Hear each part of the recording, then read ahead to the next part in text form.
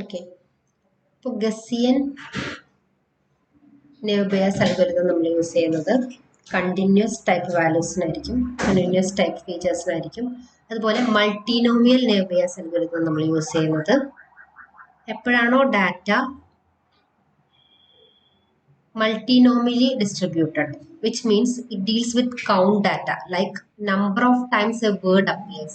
ഒരു വേർഡ് എത്ര times appear ആയി ഒരു ഡോക്യുമെന്റിൽ, ഇങ്ങനെയുള്ള വെരി കോമൺ ആയിട്ടുള്ള ടെക്സ്റ്റ് ക്ലാസിഫിക്കേഷൻ ടാസ്കുകൾക്കൊക്കെ നമ്മൾ മൾട്ടിനോമിയൽ നെവ് ബയസ് അൽഗോരിതമാണ് യൂസ് ചെയ്യുക.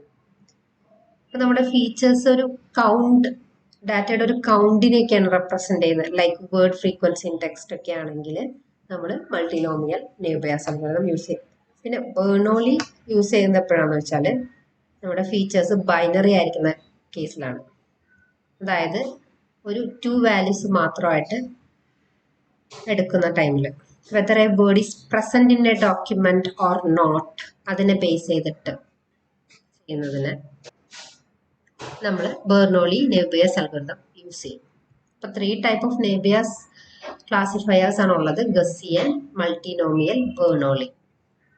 അപ്പോൾ കണ്ടിന്യൂസ് ടൈപ്പ് ഫീച്ചേഴ്സ് ആണ് എങ്കിൽ നമ്മൾ ഗസ്സിയൻ ടൈപ്പ് ആയിരിക്കും യൂസ് ചെയ്യുന്നുണ്ടായിരിക്കും. അതുപോലെ ഇപ്പോൾ number of times a word appears, deals with count data, ഇതൊക്കെയാണെങ്കിൽ മൾട്ടിനോമിയലും. Then text classification, very common text classification ടാസ്കുകൾക്ക് മൾട്ടിനോമിയൽ യൂസ് ചെയ്യും. അതുപോലെ ബെർണോളി യൂസ് ചെയ്യുന്നത് ഫീച്ചേഴ്സ് ബൈനറി ആയിരിക്കുന്ന സമയത്ത്, അതായത് ഫോർ എക്സാമ്പിൾ ഒരു വേർഡ് ഒരു ഡോക്യുമെന്റിൽ പ്രസന്റ് ആണോ അല്ലയോ എന്നതിനെ ബേസ് ചെയ്തിട്ടൊക്കെ പ്രിഡിക്ഷൻ നടത്തേണ്ടി വരുന്ന സമയത്ത്.